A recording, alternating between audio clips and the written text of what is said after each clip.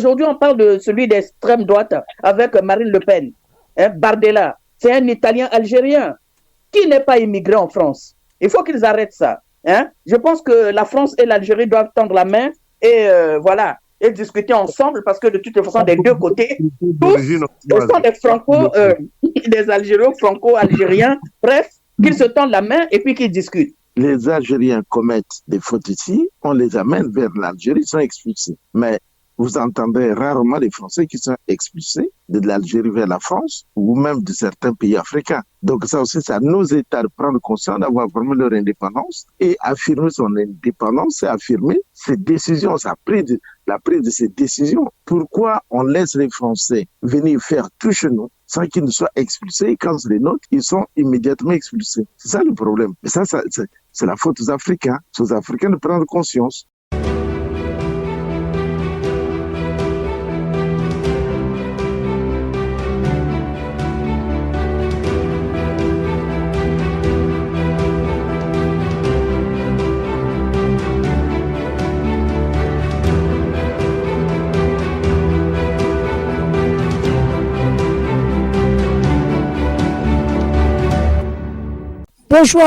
Bonsoir, chers auditeurs et chères auditrices de la radio Bacami. Vous êtes en compagnie de M. Caius Ebedevin. Nous commençons notre émission Innovant. Nous sommes aujourd'hui le 11 avril 2025. Vous êtes en compagnie de M.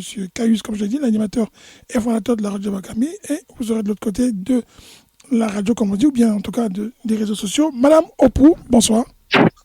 Bonsoir, Caius. Bonsoir à mes frères, Guy Sosten et frère Grégoire Galino. Et puis, évidemment, bonsoir à Sabine et bonsoir à tous ceux qui nous écoutent. Bonsoir, merci beaucoup, Madame Opou. Vous aurez aussi l'autre dame qui est Madame Sabine Miaka. Madame Miaka, bonsoir. Bonsoir, Monsieur Caius. Bonsoir, mes chers co-débatteurs et la co-débattrice, Madame Opou. Bonsoir à tous les auditeurs. Bienvenue sur la radio Bakambi pour ce soir. Merci beaucoup. Vous aurez aussi à votre côté Monsieur Miambalad Sosten. Monsieur Sosten Miambalad, bonsoir.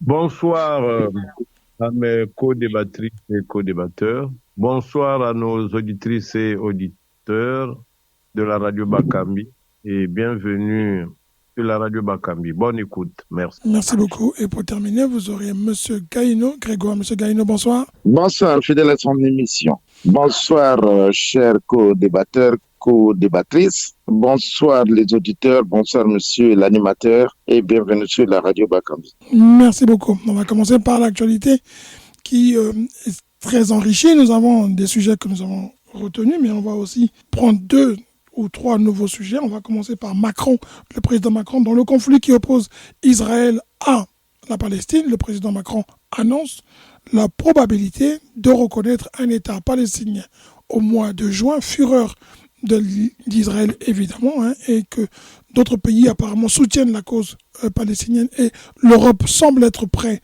à pouvoir soutenir la proposition du président Macron.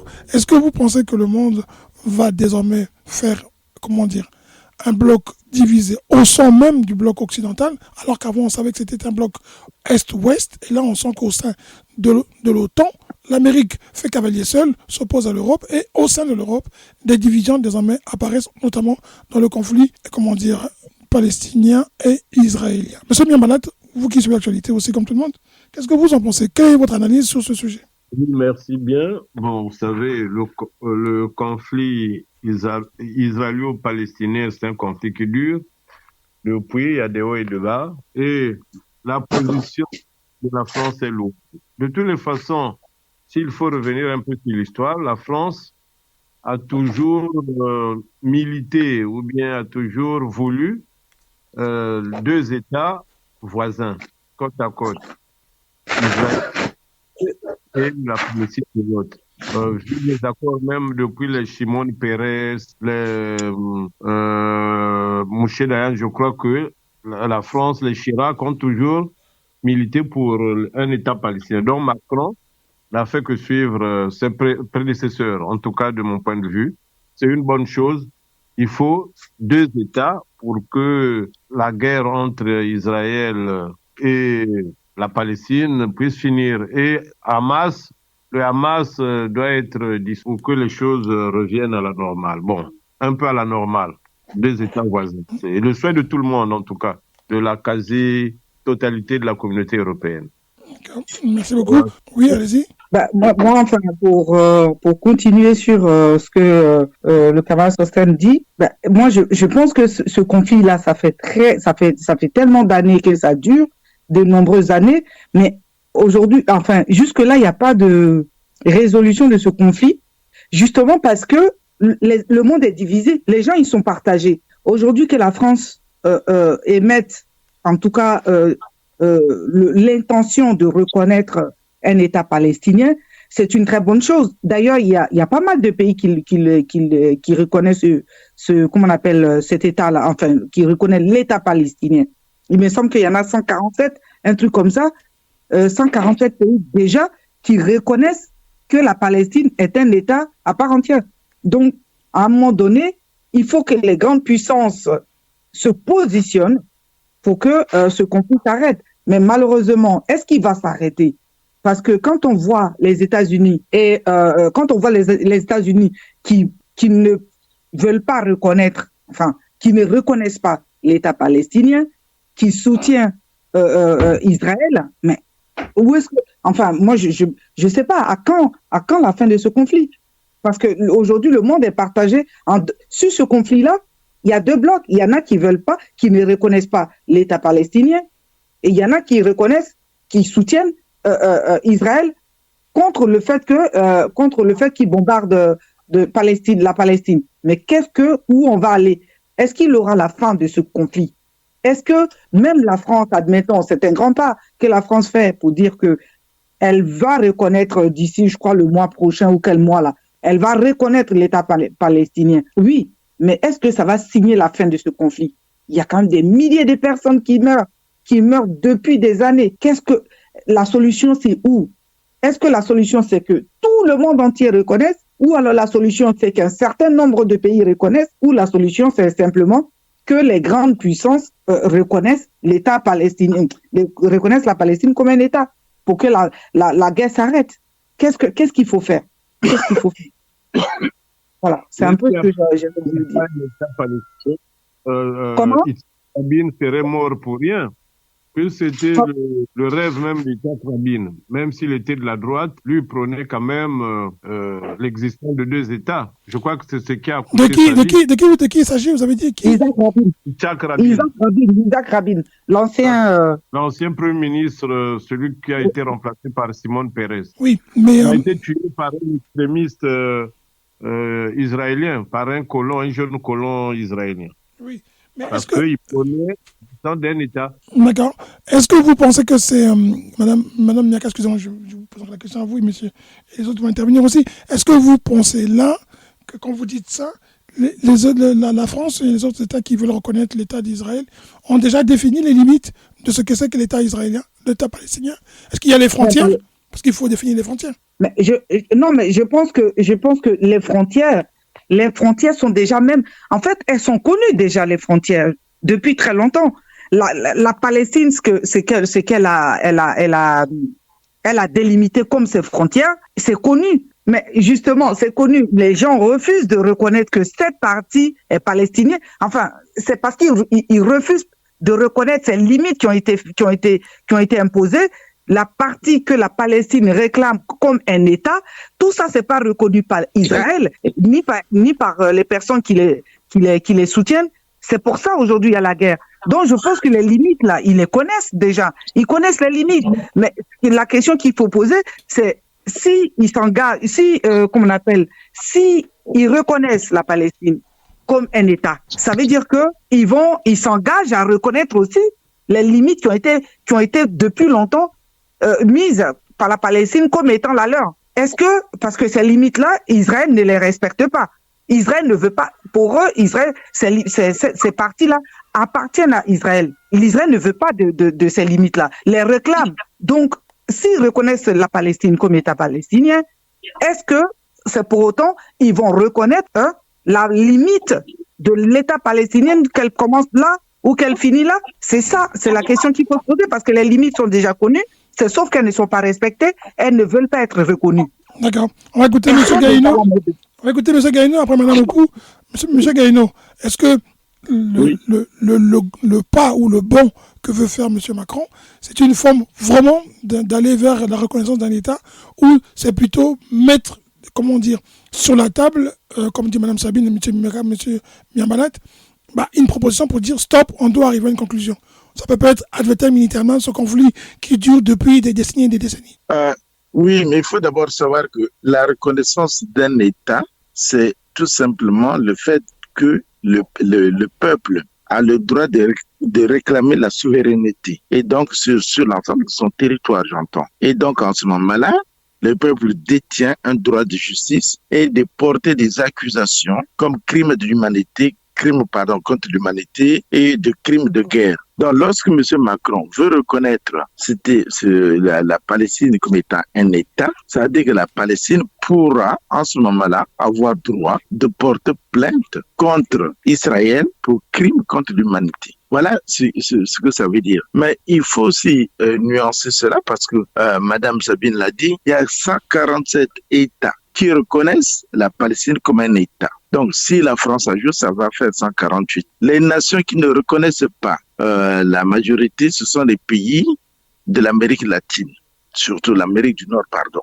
Et aussi le groupe du G7 et beaucoup de pays européens qui ne reconnaissent pas la Palestine comme un État. Donc, si Macron peut emboîter le pas, je pense que c'est une bonne chose pour la Palestine parce que non seulement c'est une grande puissance comme qui reconnaît cet État, mais en plus, avec l'aura qu'on connaît Macron, il peut pousser certains États européens à reconnaître entièrement la Palestine parce que sur 193 États que compte le monde, regardez, il y a quand même 147 qui l'ont déjà reconnu. Mais malheureusement, l'État d'Israël ne reconnaît pas ses limites et ne les respecte pas. Vous connaissez les conflits qu'il y a entre les colons qui viennent toujours occuper cet espace. Donc, c'est là où on a besoin de reconnaître cet État pour qu'il puisse jouir souverainement de cette crédibilité-là. Voilà l'importance. Oui, mais question, M. Gagnon. Après, on prendra Mme Opou.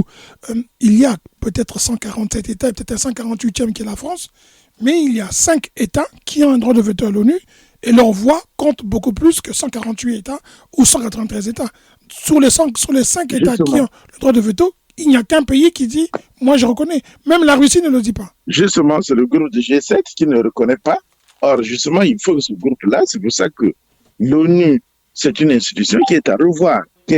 Parce que c'est là où vraiment il y a l'injustice. Puisqu'on voit comment on peut être en faveur d'un tel État ou de l'autre, on voit ce qui se passe en Israël, ce qui se passe en Palestine. Aujourd'hui, pourquoi l'Afrique du Sud qui a porté plainte contre Israël? Pourquoi aujourd'hui on a vu le premier ministre israélien se déplacer, aller dans un pays, il n'a jamais été arrêté? Alors que ces pays-là ont signé bien sûr le traité sur, sur le droit de l'homme, sur tout ça. Pourquoi il ne peut pas l'arrêter? C'est tout simplement parce que ces États, qu'on appelle les grandes puissances, ne reconnaissent pas la Palestine. Et il faudra qu'on y arrive. C'est là le problème. D'accord. Merci beaucoup. Madame Opou, 2 questions. Macron a-t-il raison de pouvoir dire qu'il est temps de pouvoir s'asseoir et de reconnaître la Palestine comme un État? Est-ce que vous pensez qu'en juin, il pourra le faire? Est-ce qu'en juin, vraiment, on aura un État palestinien? Et puis, secondo, est-ce qu'aujourd'hui, l'Europe n'est pas en train de courir le risque de définitivement se séparer d'Israël et aussi des États-Unis avec en filigrane ces 5 puissances qui ont le droit de veto? Il n'y a qu'un seul pays pour l'instant qui brandit son veto en faveur d'un État palestinien. Moi, je vais être terre à terre. Moi, les problèmes tels que ça a commencé, je ne connais pas très bien. Pourquoi est-ce qu'aujourd'hui, il y a Israël et il y a Palestine? Je crois que dans le temps, c'était que la Palestine. C'est après la Deuxième Guerre mondiale, après la déportation des Juifs, qu'on a commencé à parler de l'État juif. Enfin bref, ce monde-là, je n'ai pas tellement étudié leur histoire. Mais ce que vous dites, les puissances occidentales, ces puissances-là sont là pour créer des problèmes dans le monde. N'oubliez pas qu'entre-temps, ils disaient qu'ils allaient prendre les Palestiniens et les emmener en Afrique et au Congo. On allait les emmener chez nous là-bas. On les déplace, ils déplacent les gens comme ils veulent. Quel est le problème au fait? Mais attendez, c'est pas fini, hein? Là, nous parlons Palestine, Israël. Vous allez entendre aussi l'Afrique du Sud. Maintenant, on entend que quelque part, les Blancs qui sont en Afrique du Sud là-bas veulent aussi faire leur État. Ces grandes puissances, ou ce qu'on appelle les grandes puissances, là, c'est quoi? Quel est leur problème, au fait? Hein? Là, entre-temps, on parlait de la RDC, la balkanisation. Ils sont toujours dans cette optique-là. C'est pas question que ce soit la Palestine. Moi, j'ai entendu parler du président Anwar el-Sadat, qui à un moment donné avait commencé les relations avec Israël pour essayer de calmer les choses. Qu'est-ce qu'il est devenu, Anwar el-Sadat, hein? Et qui l'a fait? Est-ce que les gens veulent vraiment la paix, que ce soit les puissances, que ce soit de l'autre côté les Palestiniens, les Arabes? Est-ce qu'ils veulent vraiment la paix dans ce milieu-là? Nous pouvons dire tout ce que l'on veut. Oui, pourquoi pas? Si seulement d'autres peuvent reconnaître. Qu'est-ce que ça veut dire reconnaître? Ce que l'on cherche, c'est qu'on arrête les dégâts humains. Arrêtons les dégâts humains. Pourquoi? Moi, j'essaie un peu de ne pas trop m'avancer parce que je ne connais pas les limites d'où vient la Palestine, pourquoi la Palestine, pourquoi Israël aujourd'hui. Est-ce que c'est la Palestine qui a pris la partie d'Israël? Est-ce que c'est Israël qui veut prendre une partie de la Palestine? Et pourquoi?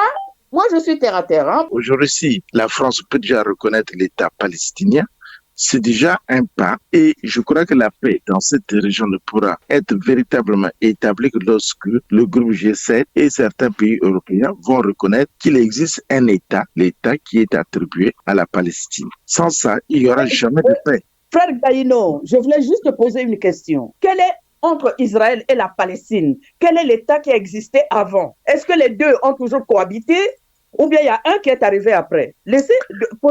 Répondez-moi à cette question-là. C'est quel État? Quel est l'État? Cette terre, les premiers habitants de cette terre, c'est lesquels et comment on appelait cette terre-là? Bon, il faut dire que c'est vrai que les premiers habitants ont été des Arabes qui sont là. Ce sont les Arabes, les Palestiniens. Donc, voilà. Le Liban, tout ça, c'est une partie des Arabes, les Libanais, le Liban, tous ces gens-là. Et l'État juif n'est venu qu'après. Les Juifs se sont installés là bien après. Voilà. Donc, il faut savoir avec l'appui des Nations Unies. Voilà. Avec l'appui des Nations Unies, bien sûr. Avec l'appui des Nations Unies. Hein? Donc, mais justement, c'est pour ça ils veulent s'accaparer de toute la terre. Et c'est ça ce qui a fait monter un peu le monde lorsque Trump a dit qu'il fallait enlever les Arabes qui sont là-bas et les mettre, je ne sais pas moi, dans les pays qu'ils voulaient. C'est ça ce qui est inacceptable. Voilà. Ça, c'est inacceptable. Le problème, il est là. On n'a pas besoin de reconnaître la Palestine, puisque la Palestine existe depuis. Oui, mais Madame Opou, en même temps, on nous dit que la Palestine existe, mais en fait, la Palestine, je crois que quand elle existait, il y avait une guerre civile et elle avait perdu cette guerre, je crois en 1947 ou je sais pas quoi là. Et en 48, il y a eu la création de l'État palestinien, de l'État israélien. L'État d'Israël. Voilà, l'État d'Israël a été créé en 48. Sachant que l'État palestinien qui était déjà là, les Palestiniens qui étaient déjà en place, du fait d'avoir perdu cette guerre civile qu'ils avaient, je sais plus contre qui ils avaient cette guerre civile là, mais en tout cas, ils ont été affaiblis, ils étaient faibles, ils ont perdu cette guerre là, ils étaient affaiblis. Or, l'État d'Israël s'est créé en 48. Et donc, l'État d'Israël avait le vent en poupe. Donc, ils ont pris possession des terres. Et donc, même des terres où les Palestiniens habitaient. Et donc, ils se sont pris pour les maîtres de l'endroit. Parce qu'ils étaient plus forts. Parce que, c'est un État qui venait d'être créé, plus vigoureux par rapport à un État qui sortait d'une guerre civile. Sinon, c'est l'État palestinien qui était là depuis le départ. L'État israélien a vu le jour en 48. Oui, mais on ne pourra plus refaire le monde. On ne pourra plus refaire le monde. Les Israéliens sont là, les Palestiniens doivent cohabiter ensemble désormais. Oui, c'est pas refaire le monde, mais il faut dire que par rapport à ce que vient de dire Mme Sabine, que l'État palestinien ne s'est véritablement créé, si tu veux, dans l'esprit des Palestiniens qu'en 1988 à Alger. Donc, vous voyez que l'État d'Israël a été programmé bien avant. C'est là aussi que c'est problème. Mais je pense que nous tous... il faut savoir retracer l'histoire, hein, sinon... Non, l'État palestinien a été créé en 1988 Mais avant, c'était quoi? Avant, comment ça s'appelait? C'était pas un État, c'était des territoires. C'était pas un État, c'était des territoires. Alors, un territoire n'est pas... Pourquoi l'État? Parce que c'est un mot français. Un territoire n'est pas un État. Ça veut dire quoi? Excusez-moi, monsieur Gaïno, il n'y a pas d'État palestinien. Oui. Il n'y a pas d'État palestinien. Non, je dis que non, il n'y a pas d'État palestinien reconnu comme tel. C'est un territoire, c'est pas un État. Comment? C'est pas un État. Une autorité palestinienne, c'est l'autorité palestinienne. Néanmoins, ce qu'il faut savoir, c'est que depuis 1988, les Palestiniens se sont retrouvés à Alger, ils ont créé ce qu'on appelait l'État palestinien. Une autorité, comme dit M. Niambala, c'est une autorité palestinienne qui administre Non, mais ils ont créé ça sous forme de... Je ne sais pas comment on peut appeler ça. Mais un État non reconnu. On va dire un État non reconnu. Mais qui a été reconnu que par 147 pays, et notamment, il manque, les voix qui manquent, c'est les voix de ceux qui détiennent le droit de veto aux Nations Unies, comme les G7 et comme beaucoup de pays. C'est ça le problème. Mais moi, je pense que historiquement, le conflit israélo-palestinien tire son origine dans les Écritures, dans la religion. C'est une promesse messianique. Bon, on ne va pas rentrer là-dedans. Mais c'est aussi la source, M. Gaïno. C'est l'histoire. C'est aussi... mais la question, c'est sur la reconnaissance... Permettez que lui, il explique ça autrement que... Non, mais il explique ça autrement, comme Mme Opou veut connaître l'origine. Moi, je veux donner mon point de vue. J'ai dit que c'est un problème religieux, ce n'est pas un problème, tout ce que vous dites, puisque les deux peuples ont toujours cohabité dans la grande Palestine. Les Juifs ne sont pas tombés du ciel. Jésus a vécu où? Ce n'est pas dans la grande Palestine, les Bethléem, les Jérusalem, il est né où? Mais vous dites que ça a été créé, ça c'est l'homme qui a fait, mais ils ont toujours cohabité. Lisez même dans les Écritures, la terre promise. Ce n'est pas dans la Bible. Et les sionistes, sur ça, les colons, c'est leur image d'Abraham qu'ils veulent conquérir. C'est pour ça, les sionistes, qu'on appelle les colons, le parti de Benjamin Netanyahu est soutenu par les colons, les sionistes, parce que ceux-là, ils sont pour l'application du message d'Abraham. Tout le problème va de là, puisque les deux sont d'une même racine. Donc, vous ne pouvez pas dire que les Palestiniens étaient là avant les Juifs. C'est parce que les Juifs... de la création... Non, mais ils étaient là avant, monsieur. Ils habitaient sûrement ensemble, mais quand vous prenez la Bible, vous voyez très bien qu'ils ont été faits prisonniers. Aujourd'hui, il est question de deux États dans cette zone-là. Il est question de deux États. Il faut qu'il y ait l'État juif, bien sûr, mais il faut qu'il y ait l'État palestinien pour que les... Si vous laissez M. Niambala terminer pour qu'il finisse son raisonnement, s'il vous plaît. Mais dès le départ, c'est ce qu'on a dit, qu'il faut un État palestinien qui doit cohabiter avec l'État hébreu. C'est ça, donc des États côte à côte, des voisins. La lutte, c'est pour ça, mais dans les deux camps, il y a des extrémistes. Il y a le Hamas d'un côté et il y a les sionistes de l'autre, qui ne veulent pas entendre parler de deux États voisins, qui veulent la disparition de l'un ou de l'autre. C'est le but d'Hamas, c'est la raison pour laquelle les gens veulent que pour qu'il y ait deux États aussi, déjà la condition aussi, il faut que le Hamas puisse disparaître, parce qu'ils ne pourront pas s'entendre. Il y en a qui ne veulent rien entendre. C'est vraiment la disparition d'Israël. D'accord. Et les autres, c'est pas. D'accord. Donc merci. voilà. Merci. On va passer à l'autre question. Merci. Monsieur, merci, je m'excuse de vous couper. On passe à l'autre question, Madame Opou, je vous pose à vous, parce que vous étiez celle qui était en train de répondre en dernier. Il y a deux conflits dont on va parler très vite. Le conflit France-Algérie qui se termine par, comment dire, le président algérien avait tendu la main en disant que Macron était celui que lui, il écoutait plus. Finalement, ils ont fini par s'asseoir sur la table. On pense que les OQTF vont s'appliquer, qu'il y aura, comment dire, que la relation revienne à la normale. Mais il y a aussi un autre conflit qui apparaît à l'horizon et qui concerne beaucoup plus les Africains. C'est l'Algérie et le Mali qui, tous les deux, ferment leur ciel. L'Algérie reproche au Mali d'avoir violé son territoire en venant bombarder, dit-on, un drone. Les Maliens disent que c'est plutôt l'Algérie. Ce qu'il y a, c'est que l'Algérie et le Maroc sont dans un conflit qui commence à durer, qui ne dit pas son nom. Les Maliens ayant reproché aux Algériens d'avoir, paraît-il, pendant des années, sans qu'eux ne le sachent, avoir été exploités illégalement. On leur a pris le gaz. Le conflit France-Algérie et le conflit Mali-Algérie, vous l'avez suivi, Madame Opou? Oui, en tout cas, j'ai suivi Algérie-Mali. Après France-Algérie, je n'ai pas bien compris. Il y avait un problème. Je crois qu'ils avaient arrêté un écrivain franco-algérien et que la France était en train de demander la libération de cet auteur-écrivain qu'ils avaient arrêté. C'est ce que j'ai suivi. Oui, avec après, aussi que les Français demandaient à l'Algérie de récupérer les expulsés de la France et l'Algérie refusait de les recevoir. Ah oui, aussi. Mais oui, mais bon, hein, ça ce sont des problèmes, on va dire, politiques, hein, ils se comprennent. Hein. Je crois que la France et l'Algérie ont une longue histoire, tout comme nous l'avons aussi en Afrique avec la France. Et si l'Algérie peut tendre la main pour que les choses puissent aller de l'avant, ce serait très bien. Je pense que le problème de l'immigration en France, c'est un faux problème, vraiment. Ça, c'est un faux problème que les extrémistes posent. Et effectivement, la politique, c'est ça, diviser pour régner. Tout le monde en France, la majorité des gens en France sont des immigrés. Vous regardez le tout dernier temps avec tout ce qui se passe en Ukraine. Vous aviez vu ce qu'ils appellent eux-mêmes le grand remplacement, le nombre d'Ukrainiens qui sont rentrés en France.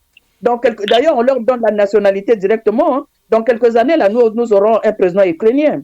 Hein? Sarkozy était polonais. Hein? On peut continuer. Et tant d'autres. Aujourd'hui, on parle de celui d'extrême droite avec Marine Le Pen.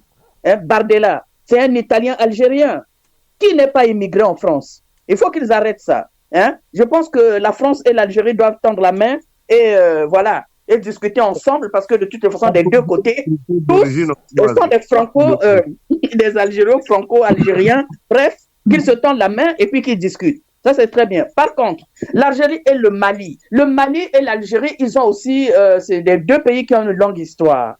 Je crois que quand j'entends les autres expliquer, même pendant les guerres d'indépendance, il y a eu des Maliens qui sont allés soutenir l'Algérie dans ces guerres d'indépendance. Il faut qu'ils soient dans la cohabitation. Parce que le problème, c'est que actuellement, le Mali, dans le travail qu'ils sont en train de faire pour la souveraineté de leur État, ils sont en train de sauvegarder leurs frontières, c'est tout à fait normal.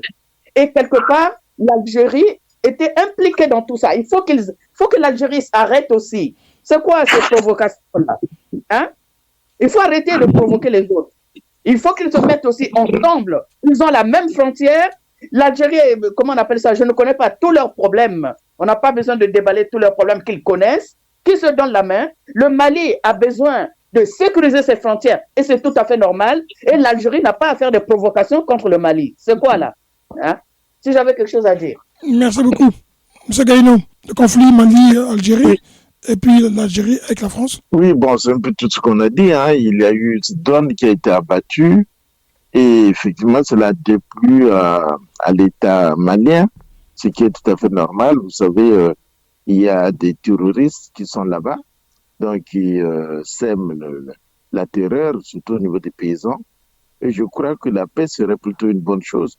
Je ne sais pas qu'est-ce qu'on peut commenter là-dessus, sinon que ce constat qui est vraiment triste parce qu'on a besoin d'avoir une Afrique en paix, mais malheureusement, on est en train d'assister à ce qui se passe et là, on donne un coup de main aux djihadistes et tous ces groupes terroristes-là qui sèment la terreur dans ces régions-là. Je crois que c'est vraiment très mal vu de la part d'Algérie d'agir comme ça, même si le drone aurait dépassé quand même la frontière. Ce n'était pas une raison de la battre, surtout qu'ils n'ont pas bombardé au niveau de l'État algérien.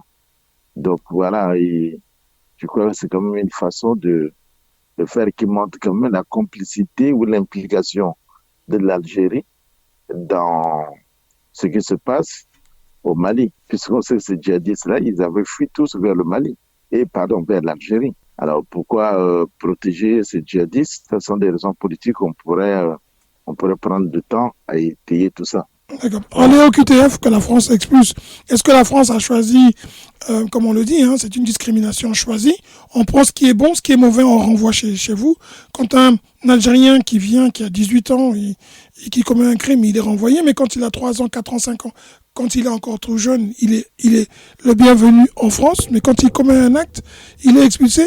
Comment les Français traitent-ils leurs propres compatriotes quand ils sont délinquants? Et est-ce que les pays africains, à leur tour, devraient aussi appliquer la réciprocité? C'est-à-dire qu'il y a aussi dans les pays africains des Français qui ne payent pas les impôts, des Français qui s'adonnent à des actes illégaux. Faut-il aussi les expulser désormais vers la France? Tout à fait. Moi, je pense que ces pays-là, les pays africains, devraient quand même montrer aussi leur autonomie, leur indépendance, au lieu toujours d'être dépendants de la France. Bon, comme vous venez de le dire là, lorsque les Algériens commettent des fautes ici, on les amène vers l'Algérie, ils sont expulsés. Mais vous entendrez rarement les Français qui sont expulsés de l'Algérie vers la France ou même de certains pays africains. Donc ça aussi, c'est à nos États de prendre conscience d'avoir vraiment leur indépendance et affirmer son indépendance et affirmer ses décisions, la prise de ces décisions. Pourquoi on laisse les Français venir faire tout chez nous sans qu'ils ne soient expulsés et quand c'est les nôtres, ils sont immédiatement expulsés. C'est ça le problème. Mais ça c'est la faute aux Africains. C'est aux Africains de prendre conscience qu'il faut du donnant-donnant. Tu me donnes, je te donne. Tu me refuses, je te refuse. Mais nous, on laisse tout. Non, cet esprit-là doit changer. Et c'est pour ça qu'on est en train de voir aujourd'hui la jeunesse africaine prendre conscience que cet esprit de domination-là, c'est fini. Voilà. D'accord. Merci beaucoup. Madame Mianka, qu'est-ce que vous pensez? On prend quand c'est bon et quand c'est mauvais, on vous renvoie. Écoutez, ma foi, on voit ça avec la France. On le vit ici, en France. Hein.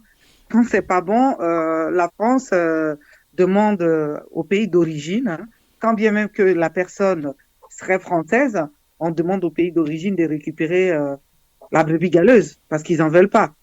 Pour autant, cette personne, elle serait une étoile brillante, je sais pas, défendant les couleurs de la France comme Mbappé qui a sa maman qui est algérienne. On ne dirait rien. On voit même plus ses origines étrangères. On ne voit que ses origines françaises. Donc c'est malheureux, mais c'est comme ça. Mais enfin, pour revenir, pour parler du cas de l'Afrique. Mais en fait, quand la France renvoie les personnes non grata chez elle et qu'on dit, bon, on devrait le faire en Afrique, non, on peut en parler, c'est utopique pour l'instant. C'est vraiment de l'utopie que de dire c'est possible. Non. Prenons déjà l'exemple d'un Français qui va aller à l'ambassade du Cameroun, du Congo, machin, pour demander un visa. Mais c'est une formalité, il va l'avoir le visa. Mais toi, va demander un visa pour venir en France, c'est pas une formalité. Donc, en fait, on parle de puissance à un petit pays.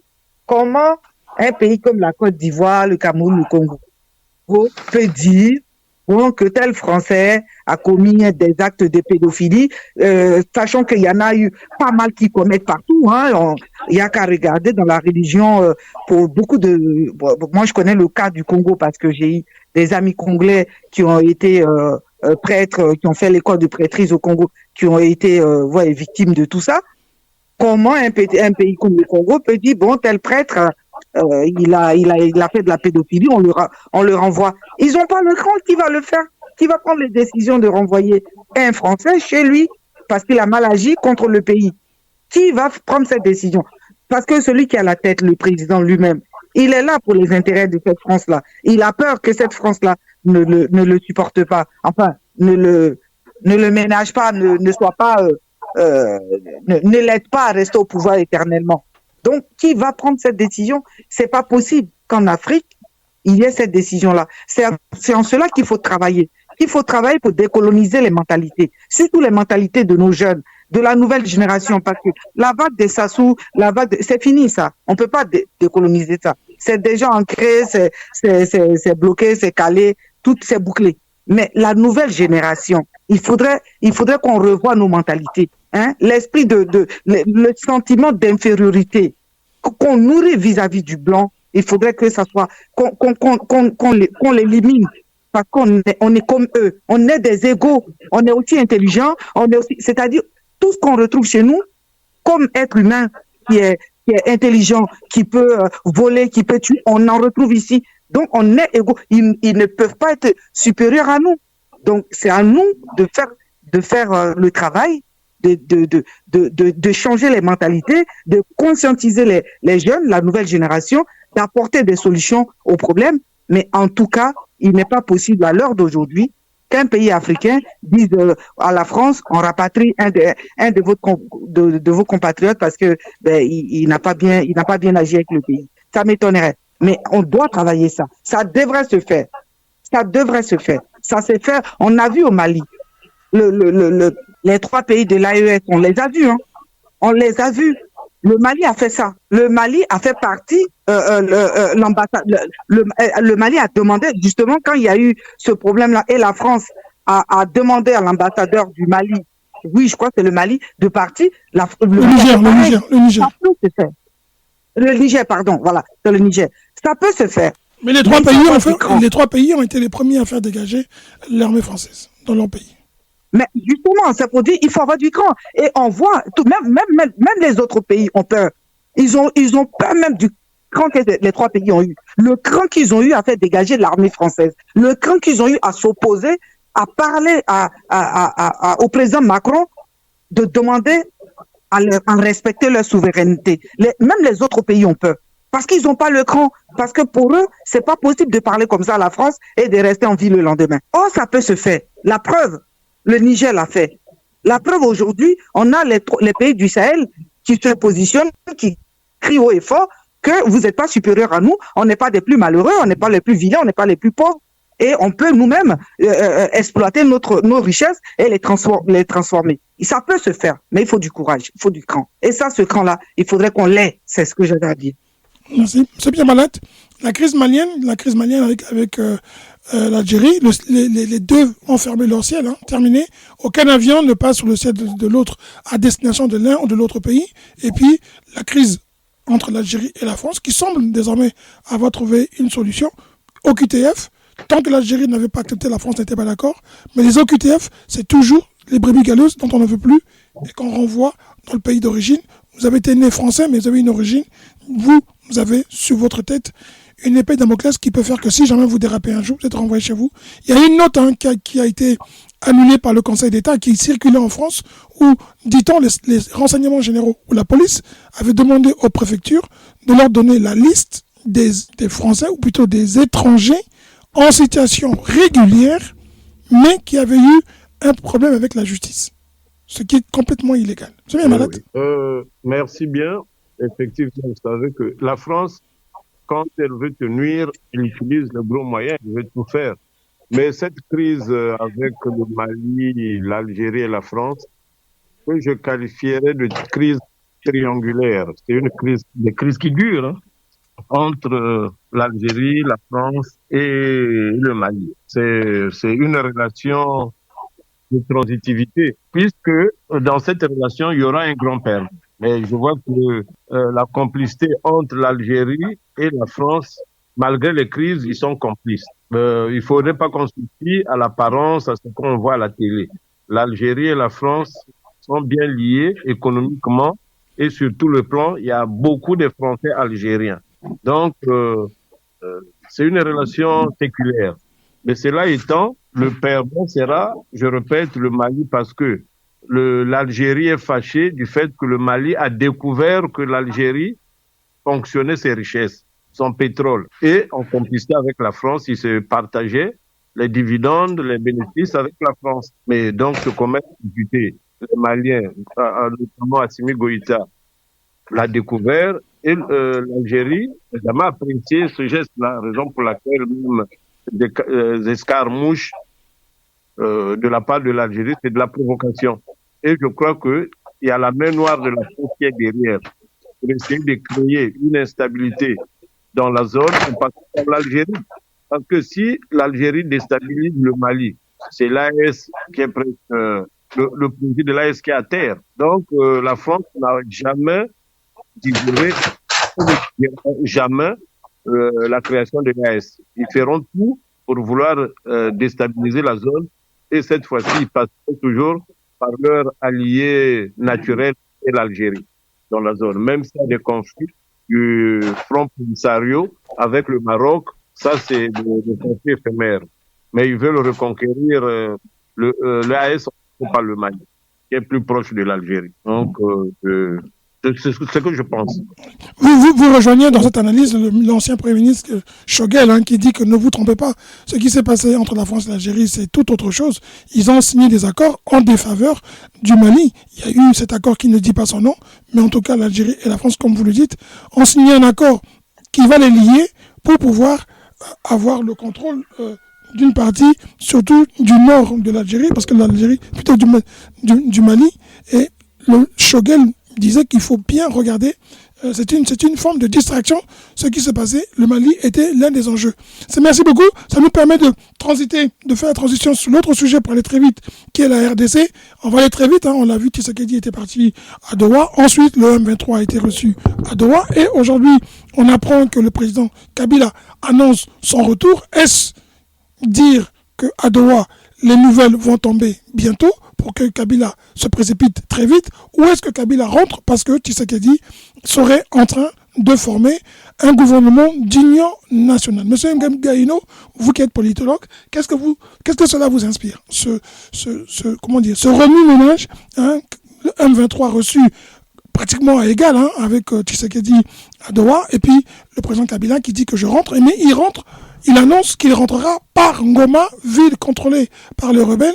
Il se sentirait plus en sécurité que d'atterrir à Kinshasa. C'est pas étonnant parce que depuis qu'il est là, tout le monde connaît que depuis que M. Kabila avait pris le pouvoir, Kabila fils et même Kabila père, le M23 occupait déjà cette région. Donc c'est là où ils exploitaient les mines pour les exporter au bénéfice du Rwanda.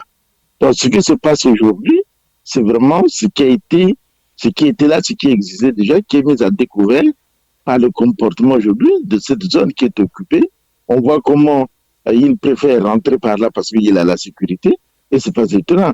Il veut revenir en politique, pourquoi? Ce n'est parce que il a toujours cette ambition, mais c'est surtout pour favoriser justement l'installation déjà de F-23 qui occupe déjà cette zone-là. Donc ce sera comment dirais-je, ça veut dire que le Zaïre va perdre cette partie du territoire au profit du Rwanda. C'est même très dangereux. Et je pense que les autorités congolaises aujourd'hui doivent savoir que Kabila est pour eux un ennemi, un homme dangereux qu'ils ont là. Parce que s'ils veulent perdre ce territoire-là, ils n'ont que le garder ou le laisser revenir en politique. La situation est très grave à mon avis. Voilà, je m'arrête d'abord là, je laisse les autres évoluer, parce qu'ils connaissent bien cette situation. D'accord, merci beaucoup. Madame Opou, la situation est très grave, monsieur Gaïnodi. Vous avez l'air, d'être beaucoup plus très, ancré dans ce qui se passe en République démocratique du Congo. Kabila court parce qu'il a l'Union nationale qui se crée, il veut être dedans, où il se positionne pour dire les choses se remettent en ordre. Pour moi, il est temps que je sois présent pour que je puisse cueillir le fruit qui, semble-t-il, serait mûr pour lui. En tout cas, ce que j'observe, parce que j'essaie de suivre ça de près, ça nous regarde, nous sommes des pays frères, je suis ça de très près. Moi, la seule chose, en tout cas, qui me fait plaisir, c'est que les Congolais, dans leur majorité, ont pris conscience du problème. Et les Congolais veulent garder leur pays. Kabila est un étranger. Kabila n'est pas congolais. Ce n'est pas parce qu'il a occupé le poste de président au Congo. Tout le monde prouve. J'ai écouté les fils Kabila qui ont parlé, qui ont expliqué par A plus B que ce monsieur-là n'est pas congolais. Il est rwandais Tutsi. Eux le disent, tout le monde le dit. Est-ce qu'il n'a pas acquis la nationalité? Madame Opou, nous sommes tous aujourd'hui à l'étranger, on est tous d'origine africaine, mais on a acquis des nationalités quand même des pays qui nous ont pris. Est-ce qu'il n'a pas acquis la nationalité de cette manière lui aussi?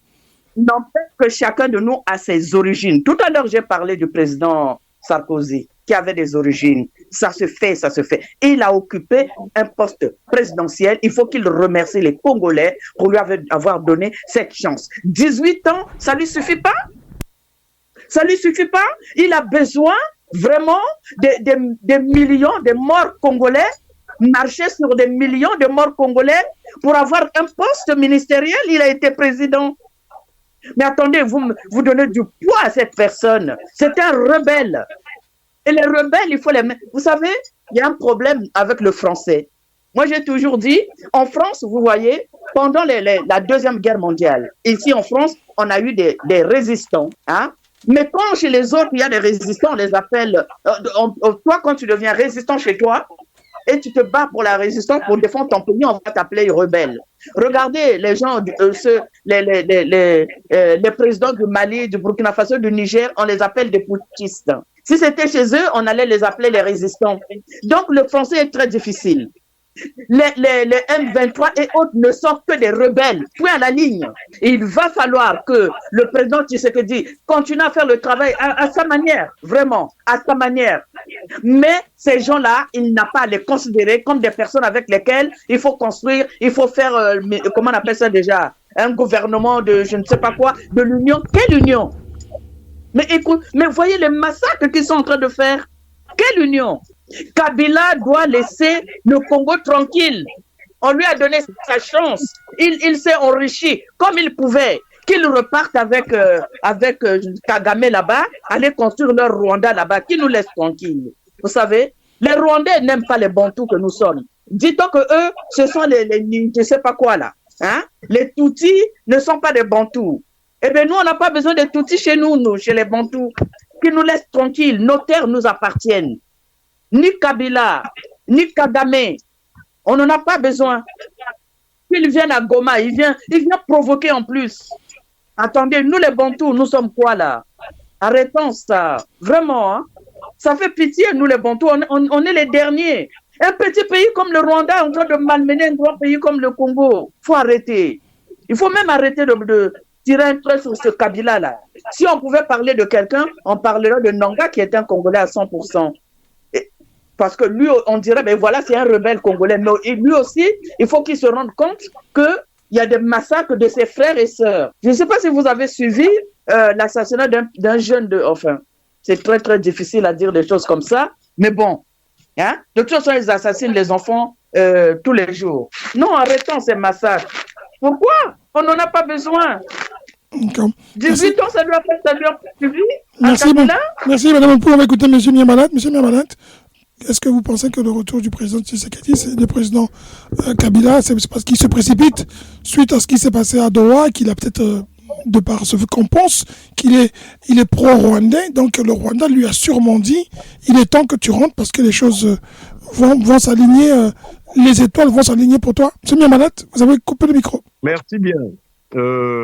Concernant déjà le retour de M. Kabila, je pense que c'est pas d'actualité. C'est pas maintenant que Kabila va rentrer en RDC, il sait bien ce qu'il a fait.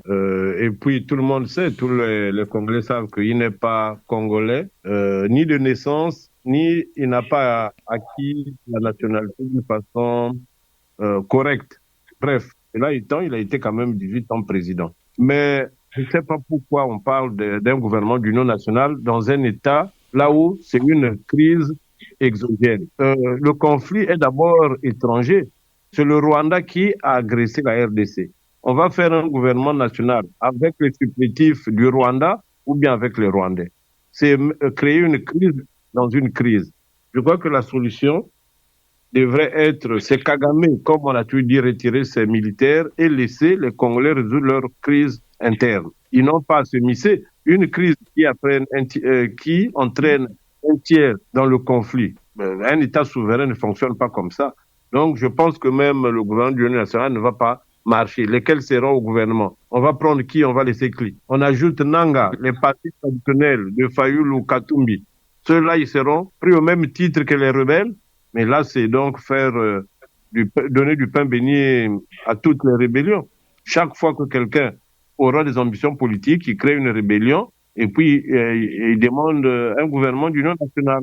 Je ne sais pas à base de quoi, comment ils vont former ce gouvernement, sur quels critères les partis donneront. Mais donc, c'est une équation assez difficile. Moi, je ne partage pas cet avis. C'est là le rôle de Tshisekedi en tant que président, dépouillé de ses fonctions régaliennes. Donc, je ne vois pas Tshisekedi accepter de perdre son pouvoir, de les diviser avec les autres alors qu'il a été le vainqueur des élections. Je ne pense pas, peut-être ils feront ça après son mandat. Mais maintenant, là, vraiment, l'issue est très, très difficile. Vous n'y croyez pas. Madame Miaka, qu'est-ce que vous pensez, vous, de voir que le M23 a été reçu pratiquement en tant que lui aussi, hein, une puissance entre guillemets, la partie opposée au gouvernement. On a reçu le président avant, après on reçoit le M23, et puis là, on a un ancien président qui dit « moi je veux rentrer ». Parce que jusqu'aujourd'hui, personne ne sait ce qui s'est dit réellement à Doha, quelles sont les conclusions, qu'est-ce qui va se passer après. Mais tout ce qu'on voit, c'est qu'il paraît que le président Tshisekedi veut regrouper autour de lui un ensemble de leaders politiques pour pouvoir créer un gouvernement d'union nationale. Bonne ou mauvaise solution? Ou est-ce que ça fait partie des accords qu'ils ont signés à Doha et qui fait qu'aujourd'hui, le président Kabila dit « moi, je vais rentrer parce que peut-être que lui aussi se voit bien dans son gouvernement ». Merci, M. Taïf. Moi, je pense que déjà, le mal, pour moi, il est parti du fait qu'on reçoive déjà les deux présidents d'une part et qu'on reçoive d'autre part, en privé, enfin à part, à côté, les M23. C'est-à-dire, voici des rendez-vous, des rencontres qui doivent déterminer l'avenir d'un pays qui connaît une guerre, mais sanglante depuis très très longtemps, où on reçoit les rivaux, les adversaires, où on les reçoit d'une façon, on les reçoit de façon un peu cachotière, quoi. Je ne comprends pas. Déjà, la rencontre, le fait qu'ils aient reçu le M23, qu'est-ce qui a été dit? Pourquoi on ne rend pas public ce qui a été dit? Parce que cette rencontre concerne la guerre qui tue des millions et des milliers de Congolais. Pourquoi on ne rend pas public les grandes idées, les choses qui ont été discutées là-bas, avec le M23, par exemple? Et d'ailleurs, pourquoi même on reçoit le M23 enfin tout seul? Pourquoi on le reçoit tout seul? Déjà, on lui a donné une trop grande importance en faisant ça. Déjà, on l'a mis sur le même pied d'égalité que le président. C'est-à-dire, on les a reconnus à part entière, c'est tout. C'est ce que ça veut dire. Le simple fait qu'on les a reçus, à le même titre qu'on a reçu le président Kagame, le président Tshisekedi et le président Kagame, ça prouve déjà qu'on les reconnaît, on les admet et on leur donne de l'importance. Ça, c'est une première chose. Après, je me dis, cette guerre-là, il y a trop de choses dont on n'est pas au courant, il y a trop de compromis, il y a des compromis qui n'arrangent pas soit le président en place, il y a des compromis qui n'arrangent pas forcément Monsieur Kagame, il y a des compromis qui n'arrangent... Donc on ne peut pas rendre public tout ce qui se dit, parce que il y aura forcément des choses qui vont être discutées qui seront au détriment du peuple. Mais maintenant, quant au président Kabila, qui revient, déjà, il faudrait qu'il nous dise pourquoi il revient. Pourquoi tout à coup? Il y a forcément quelque chose qui l'arrange dedans. Moi, je trouve que il y a un autre sale coup qu'ils sont en train de préparer aux Congolais. Il y a un vrai sale coup qu'ils sont en train de préparer aux Congolais. Cette guerre n'est pas prête de finir. Mais c'est malheureux. C'est des enfants, c'est des femmes, c'est les familles entières qui décèdent. Mais il y a trop d'intérêts financiers et économiques qui sont en jeu pour même regarder les familles qui meurent. Je pense qu'il y a un gros complot qui est en train de se préparer, qui dit pas son nom. Kabila, s'il court comme ça, s'il se lève comme ça de son perchoir et tout de suite il court pour venir se constituer, machin, c'est qu'il sent la chose venir. Il sent la chose venir. Mais c'est grave ce qui se passe. Il tue des gens. Cette guerre-là, il faut qu'elle s'arrête. C'est quoi ce complot qui se prépare encore? Qu'est-ce qu'ils sont en train de voir encore? J'espère que le président Tshisekedi, j'espère que le président le gouvernement d'union nationale qu'il veut former, j'espère il assure ses arrières. J'espère qu'il sait ce qu'il fait. Moi, je ne sens pas la chose du tout. Je ne la sens pas. Merci beaucoup. Et encore une fois, essayez de savoir que nous ne faisons pas la politique, mais nous essayons de comprendre la politique.